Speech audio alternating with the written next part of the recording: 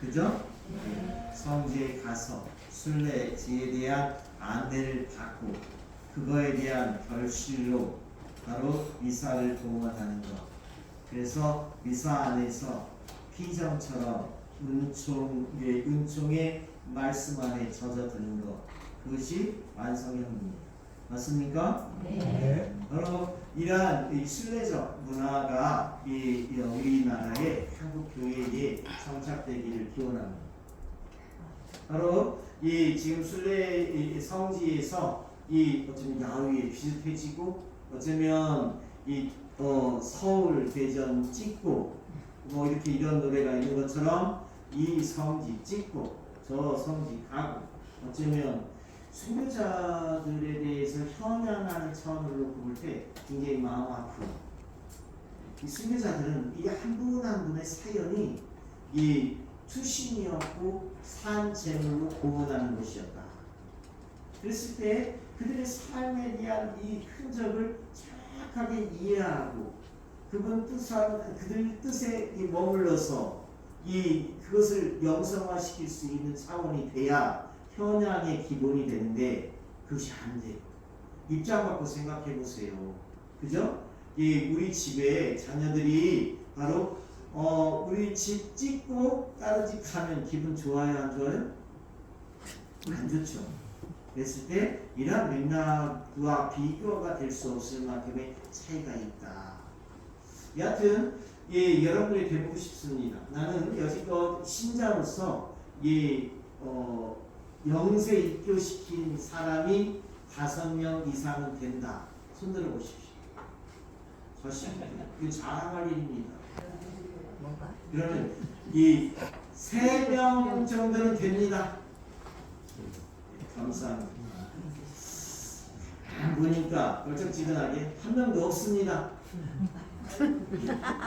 부끄러운 일이 아니라 우리 현실이고 이 선교는 간단하지 않습니다. 그냥 우리가 생각한 대로 배운 것도 없고 성장 한번 가봐 좋아 이런 스타일로 가다 보니까 약간 이 진중한 선교가 이루어지지 않고 있지. 그죠? 너 믿고 갔더니야 이 쌍박질만 하더라. 이런 말 듣기가 십상이다. 그랬을 때 우리 교회는 예수 그리스도를 통해서 어떻게 이 복음이 어떤 주제로 전해지길 원했는가. 그것은 교회에는 원칙이 있었습니다. 초대교회 때부터. 그리고 부활을 통해서 이게 굳어졌습니다. 우리가 믿지 않는 사람들에게 다가가는 방법은 어떤 이미지나 스타일을 가지 말고 정공법을 가십시오. 예수가 이런 분이라는 거, 예수 때문에 나도 살게 됐다고, 우리 집이 구원받았다고 왜 이런 말을 못 하십니까? 닭살이 없습니까? 예수님은 원하기를 예수를 전할 때는 4가지 주제로 메시아의 탄생, 예수님의 탄생, 예수님의 순환과 죽음, 부활, 승천 이 4가지 주제가 바로 복음 선포의 주제입니다. 이것을 초대교회 때는 명확하게 하나의 공식적인 신학으로 제시하니 이것을 복음 선포의 주제에서 케리그마라고 얘기합니다. 같이 하면 케리그마. 이건 어려운 말도 아니고 이 정도는 천주교 신학을 알아야 돼. 케리그마. 내가 이 사람 접근할 때 이 케리그마에 입각해서 예수를 전하니까. 그런데 예수를 전하러 가면서 자기를 전한단 말이죠. 그죠? 여러분을 전하는 게 아니라 여러분이 좀 이 사람 선교시키면 내가 나중에 한 자리 하나 도움받을 거라고 이 속셈을 가지고 이 선교하니까 뿌리도 안 내리고 또한 이 세례 받아봤자 얼마 안 가서 냉담한다. 예수님이 가르쳐준 대로 사십시오. 여러분들이 방식으로 하면 은총은 없습니다. 모르가도 서울로 가면 되는 거 아닙니까? 아닙니다. 은총은 명확하게 바로 이 동기적 차원에서부터 이 열매인 결과까지 연결되게 돼 있습니다. 우리가 살아보니 알지 않습니까? 내가 작은 타협을 하고 살다 보니까 결과가 이게 참 묘한 꼬라지가 나온다는 것도 여러분은 잘 알고 있습니다. 정통한 내가 전공법으로 갔을 때 그것이 결과가 어그러져도 자신감 있는 소신 그죠? 이 정도는 우리가 기본을 갖고 있어야 된다. 그러면 이 케리그마 안에서 마지막 주제 예수님의 승천을 오늘까지 기념합니다. 그러면 예수님의 승천 사건은 예수님이 제자들과 500명이 보는 사람들 가운데 하늘로 올라가신 사건, 그 영광스러운 사건, 그 너무나 일반적이지 않아서 승천을 그렇게 가볍게 생각하는데 이 승천의 의미를 잘 아셔야 됩니다. 예수님이 왜 승천했는가? 첫 번째, 예수님이 승리했다는 것을 알려주기 위해서. 예수님의 죽음은 참으로 패배의 연장이었습니다. 우리가 생각할 때 이런 패배, 이런 중형도 없습니다. 그런데 보란듯이 예언한 대로 예수님은 그 모든 패배적 그 모든 것들을 종식시키고 승리하신 분, 승리적 사건이 승천입니다. 그래서 부활 사건의 완성이 승천이라고 얘기합니다. 같이 합니다. 승천. 이 승천은 예수님의 하나님의 아들로서 스스로 권능으로 스스로 올라갑니다. 이걸 아센시오라고 얘기합니다. 바로 엘리야도, 에녹도, 바로 성모님도 승천하셨으니 이것은 들어 올려진 것이니 탄핵 승천이요. 이것은 아숨시오라고 얘기합니다. 레벨이 달라요. 알겠습니까? 이 정도는 알아야지. 그러면 이 승천하신 예수님의 승리는 바로 예수님께서 명확하게 메시지를 줍니다. 같이 하면 용기를 내어라. 용기를 내어라. 내가 세상을 이겼다. 내가 세상을 이겼다. 이걸 여러분들은 아예 심장에다 문신듯이 천사들이 몸에다 막 문신하고 다니잖아. 내가 약하다는 뜻이지. 근데 우리 신자는 이걸 문신을 뜨고 다니. 용기를 내어라. 내가 세상을 이겼다. 듬직하지 않습니까? 어깨에 힘 들어가죠? 그걸 이렇게 폼나게 살아야 되는데 믿지 않는 이들하고 섞어놓으면 하는 차이가 없어. 예수님 차이가 나게 거들어지게 차이가 나고 너희만 보인다고 얘기하는데 왜 그러십니까? 했을 때 승천의 의미 두 번째 하느님 나라가 있다. 하느님 내가 너희가 머무를 곳을 마련하러 간다. 너희가 머무를 곳 아버지 나라를 마련하러 간다 했습니다. 그러니 그 나라가 우리가 표현할 때 heaven 하느님 나라입니다. 세 번째 승천의 의미는 마냥 그렇다고 해서 하늘만 쳐다보는 모습이 되어서는 안 된다. 바로 이 승천의 본질적 의미는 땅에서 살아내야 된다. 예루살렘 사람들은 왜 하늘만 쳐다보냐? 이렇게 타박을 놓는 까닭은 땅에서 승천의 본질을 살아라. 승천의 본질이 뭡니까? 같이 합니다. 일치. 그리스도 공동체는 제함의 똑똑한 이론과 앞서가는 첨단의 이 논리를 제시해도 그걸 수용하지 않습니다. 분열과 갈등을 갖는다면 수용하지 않습니다. 제함의 이 앞서가는 그 무엇도 분열과 갈등을 수용하지 않습니다. 모든 것이 일치입니다. 이를테면 한 예로 경향적으로 이제 여성 시위가 많이 상승됐으니 여성 사제들을 교회 같은 건 어떻게 했느냐 라고 한다 한들 그 뜻이 바로 올바르다 할지라도 교회에 갈등적 요건이 있으면 수용할 수가 있다 없다? 없다. 이때까지 모두가 당연시 일치될 때까지 기다려야 된다. 알겠습니까? 여러분이 봐도 여자의 최고의 적은 누구라고 그래요? 여러분들이 얘기하는 여자? 이 부분을 잘 건지야. 그래서 이 모든 것들 이 일치를 사는 것이 승천의 본질적 의미이다. 그러니 승천은 우리도 예수님처럼 하늘로 오를 수 있다고 하는 이 놀라운 가능성을 증명해 준 사건이니 하늘로 올라가려면 일치를 살아라. 그리고 이 놀라운 승천의 소식을 널리 알려라. 그래서 오늘 일독스도 얘기하지 않습니까? 예수님께서 하늘로 올라가신 뒤에 예수님의 사도들과 그들은 예수님의 어머니 마리아와 함께 무엇에 전념하였다? 기도에 전념하였다. 무엇에 전념하였다? 기도에 전념하였다. 기도. 알겠습니까? 그럼 여기서 우리가 오늘 얘기하는 게 그럼 어떤 기도를 했을까 이거잖아요. 그죠? 성부 신신미사 안에서 성모님의 많은 별명을 가지고 미사적 지향을 주는데 오늘은 바로 어머니이신 마리아를 우리가 이 주제로 지향을 두고 미사를 하는 거예요. 했을 때 바로 예수님 성모님은 어떤 기도를 했을까? 승천 이후에 그것이 매우 중요한데 이것이 교회가 신학적으로 알려주는 게 은총의 중재입니다. 같이 합니다. 은총의 중재자. 은총의 중재자. 바로 이것을 승천 이후에 성령께서 가장 몸이 닿을 정도로 조바심을 했던 게 은총의 중재자입니다. 영원하신 하나님 아버지께서는 사람들이 당신께 바치고자 하는 공경을 오직 마리아를 통하여 받으시기를 즐겨하십니다. 맞습니까? 네. 이건 상식이 이 정도는 가지고 사람들하고 얘기를 해야 돼. 그러면 이제 이에 성모님은 모든 것을 전달하는 것만으로 만족하지 않고 우리에게 당신의 자녀들에게 모든 것을 힘써 얻어주시는 분입니다. 이게 우리 신앙이 성모님에 대한 신앙. 끝내주죠? 당연하지. 당연한 거. 보십시오. 오늘 복음이 이걸 얘기해 주는 거예요.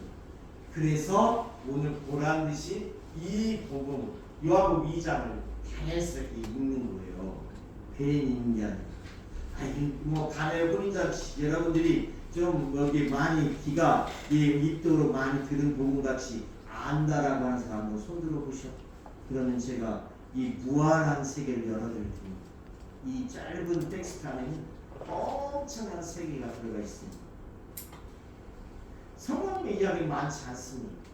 이 정경에 많지 않지만 이 위경, 이 성모님에 관한 복음서 안에 보면 엄청난 이야기들이 많습니다.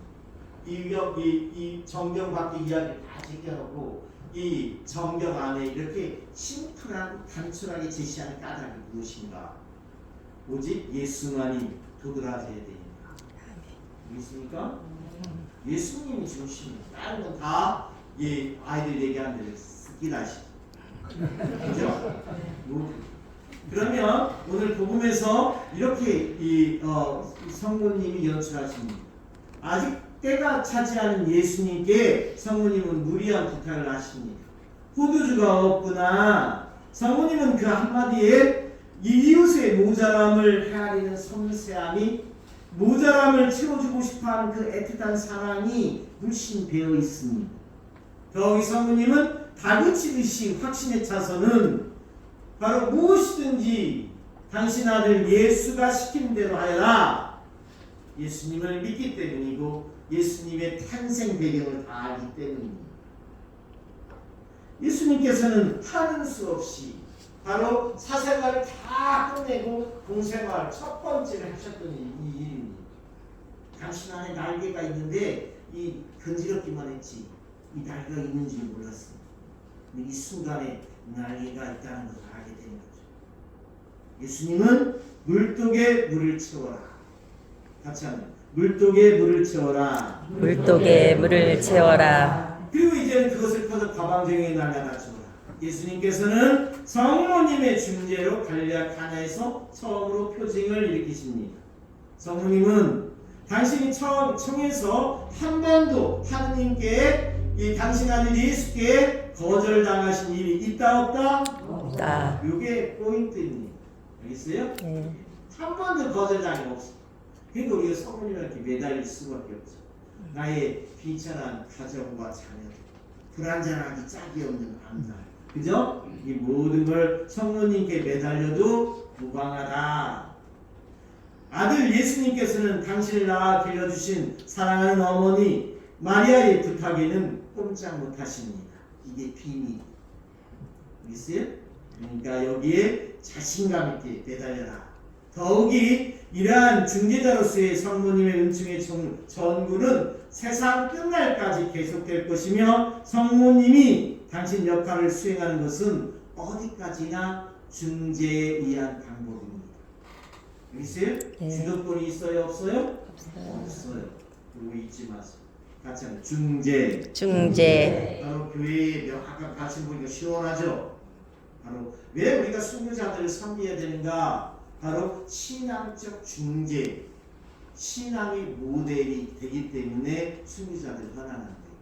여기도 중재가 있죠. 요마를 끌어내기 위해서 지금 이 소적서적인 물음을 얘기해 주는 거예요. 알겠어요? 중재.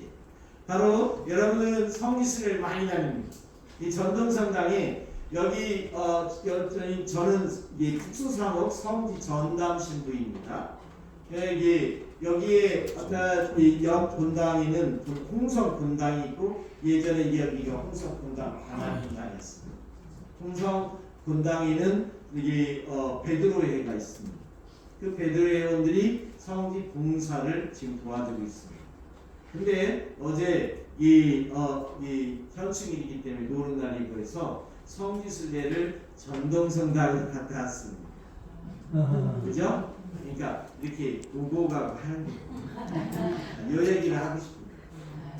우리도 거기 전동성당하고 또 거기 그죠? 우리가 숙정이하고 다 있잖아요. 이 다 이렇게 보고 그처럼 그러니까 여러분 다 어깨에다 힘 줘도 된다. 그랬을 때 바로 여러분 성지순례를 다니면 이 우리 한국 참주교회사가 지금 맥이 없어요. 확 잡히는 게 없어.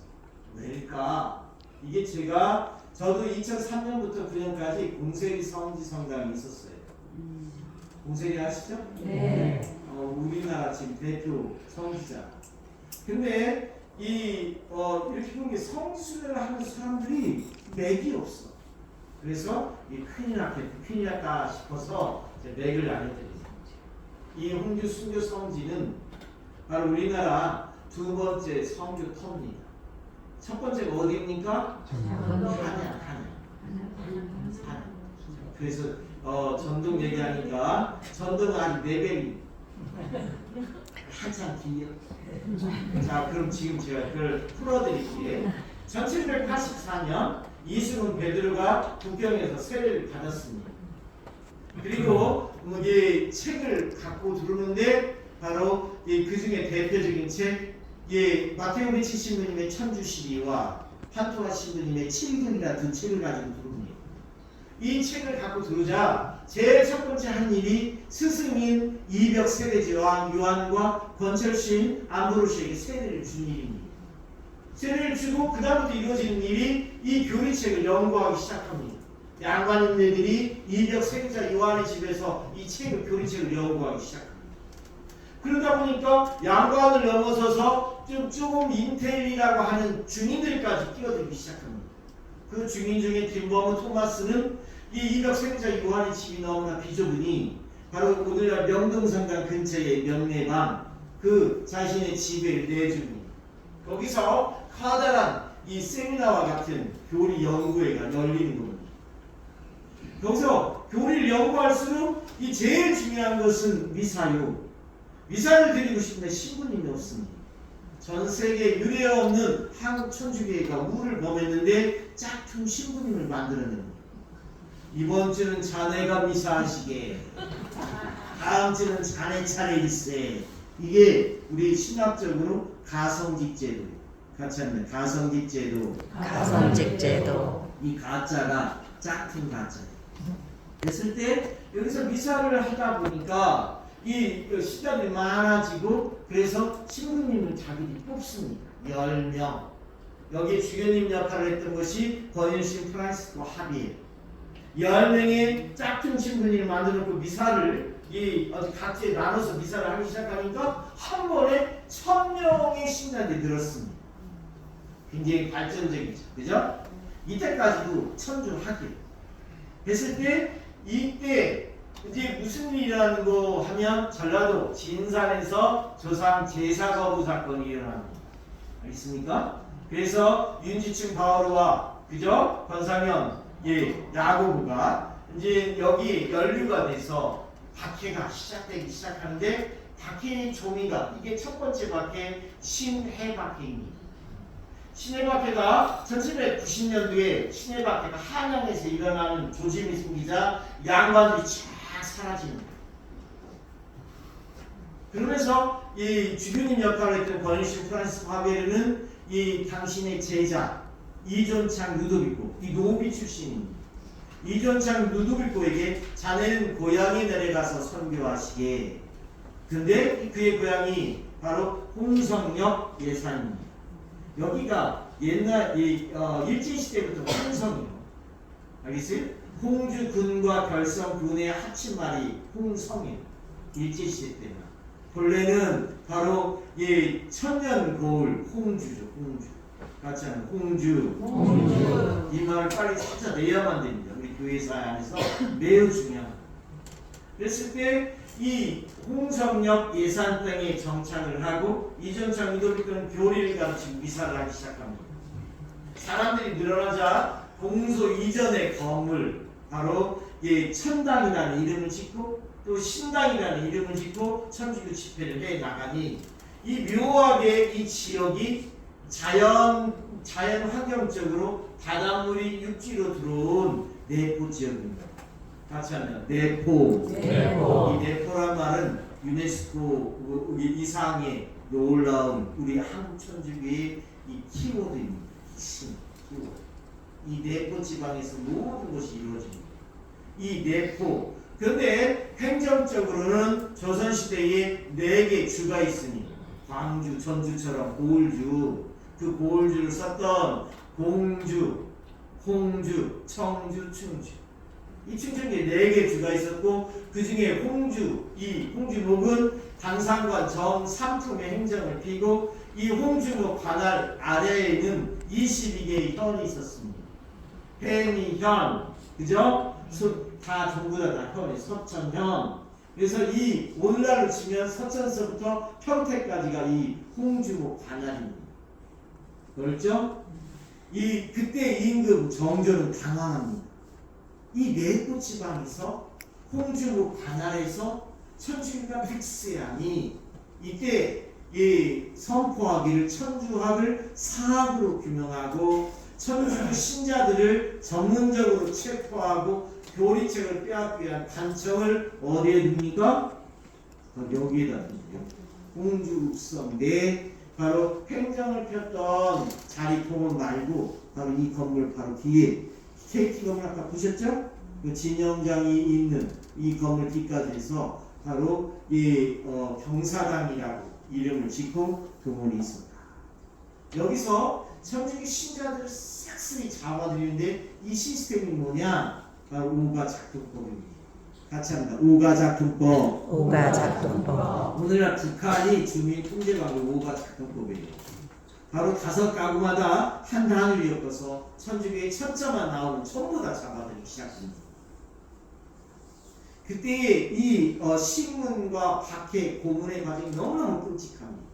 이미 여러분들이 설명을 들었겠지만 바로 교수용으로 죽이고 옥사, 장사, 동사, 목을 쳐서 참수, 산채로 생매장을 해서 죽인다. 그 많은 사람들이 22개의 현에서 바로 현에서 버틴 사람들이 용한 사람들입니다. 기록에 의하면 권장 1대 맞고 배교하고 권장 3대 맞고 도망갑니다. 이들이 잡혀오면 이 홍주, 읍성에 다 모이게 되는데 여기서 양반과 돈 있는 사람들은 상급기관이었던 관찰사가 있었던 공주 가명으로 가서 순교하고 근데 이들은 양반이기 때문에 고스란히 이름을 남겨서 공주, 황새바위가 순교자 숫자가 많은 겁니다. 여기는 이 양민들과 천민들이 대부분 양민과 천민은 사람 대접을 못하고 이름을 남길 수가 있어요? 없어요? 없어요. 그러니까 무대포로 그렇게 죽이는 거죠. 오직 임금만이 사형을 할 수 있었던 조선의 사회가 구분이 쇠하자 이 지방 관리들이 이토록 치평으로 사형을 취한다. 했을 때 이때의 순교자만 바로 우리 복자를 포함해서 2,000명이 넘는다. 근데 여기서 이 박해가 심해지자 경상도 대구로 도망가고 강원도로 가고 전라도로 가는 겁니다. 알겠죠? 이래서 여기가 우리나라 한국 천주교회에서 치면 한양은 머리요, 여기는 심장. 여기서 전국 복음화로 이 박해가 너무너무 심해서 삐져나가는 거예요. 얼마만큼 박해가 심했습니까? 매일 그때 당시에 진영장 바로 노삼철이라는 사람의 일기가 지금 다 번역이 되어 있습니다. 거기에 보면 매일 180명의 포조들이 이 홍주목 단을 샅샅이 뒤지는데 어디까지 가는가? 이 섬 지역까지 갑니다. 그러니까 여기 너무너무 잔인한 되겠습니까? 그랬을 때 바로 우리나라에는 몇 분의 순교자 성인들이 있어요? 103이. 이 103이 이 성인품에 오를 때 1984년 바로 이 대부분 지금 이때 초창기 순교자들보다 50년, 70년 뒤에 순교한 한참 이 쫄따구의 후배들을 먼저 올립니다. 근데 이 명단을 보고 요한복음 2세 교황님이 의문을 제기합니다. 아니 이 한국 땅에는 세계에 유례 없는 평신도 중심의 순교자들이 많다고 하는데 왜 양반들이고 신부들이 이렇게 많아요? 그때 질문 때문에 평신도 중심의 순교자들을 다시 찾기 시작합니다. 그러다 보니까 초창기 바로 우리의 이 복자들이 124위가 2014년도에 프랑스 교황님에서 뒤늦게 복자품에 성인도 아니고 복자품에 있다. 이해되시죠? 예, 보면 여러분들 쉽게 알 수 있는 방법은 이 103위 순교 성인들과 124위 복자들의 출신지를 다 보세요. 어디 가면 그거부터 보는 거예요. 다 이 출신지가 42%가 전부 다 이 홍주 출신입니다. 알겠어요? 그러니까 그만큼 중요하죠. 그러니까 이걸 딱 보면 이 성지는 여기에서 순교하셨다가 묻히신 곳. 이 순교자들의 가족들이 모여서 산 교촌 이렇게 엮을 수가 있죠. 그럼 이게 계보가 확 보이는 거예요. 보입니까? 보이죠. 그러면 지금 저는 대전교구에 34분의 성지 전담 신부가 있어요. 이 성지위원회를 함께 하고 있는데 여기서 우리가 최근에 데이터가 새로운 데이터가 있습니다. 곧 외국의 서양의 동남아시아의 이 성지순례객들이 늘어나기 시작합니다. 지금 최근 일입니다. 그래서 지금 지금 처음으로 하는 것이 영어 매뉴얼을 빨리 만드는 거예요. 그거부터. 그리고 겹친격으로 2027년 세계 청년대회가 있으니까 이 시스템이 굉장히 그죠? 젊은 애들은 이게 그냥 프리토킹으로 그냥 동시통역이 나와야 되는 시스템 때문에 지금 골머리가 아픕니다. 여하튼 근데 그들이 와서 평가하기를 한국 천주교회는 저는 왜 파티마급 르르급의 그러한 것들이 없냐는 것입니다. 우리도 인정하죠? 왜 그럴까? 근데 저는 이 성지위원회 대표심으로서 이제 전화를 그리는 게 하나 있습니다.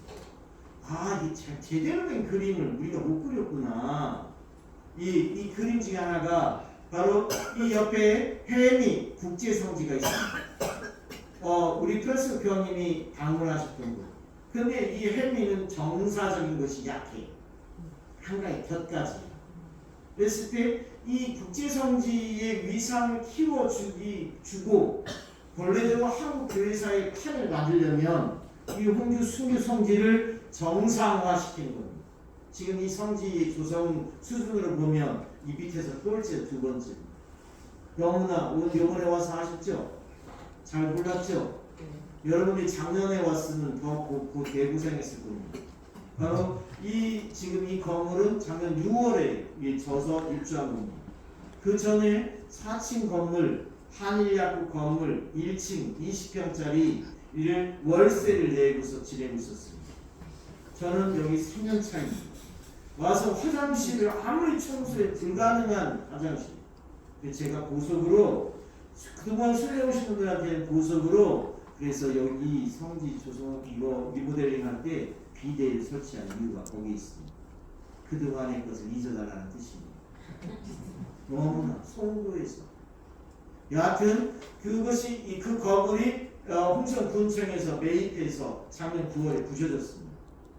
이 부셔지면서 하시는 말씀이 이참에 천주교 성지도 성 밖으로 나가라는 것입니다.